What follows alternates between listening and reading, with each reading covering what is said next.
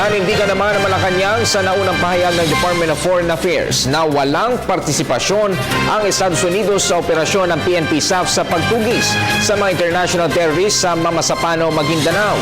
Ipinahayag ito ni Presidential Communications Secretary Sunny Coloma sa harap ng findings ng Senate Committee on Public Order and Dangerous Drugs na may indikasyon umano ng partisipasyon ang Amerika sa operasyon.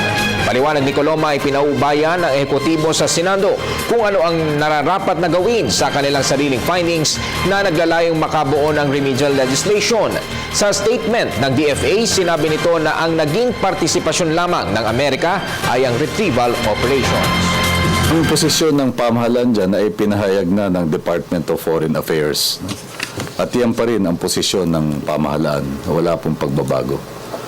Nasa kamay na po ng Senado kung ano ang nais nilang gawin hinggil sa kanilang sariling findings. Ang pagkaunawa po namin,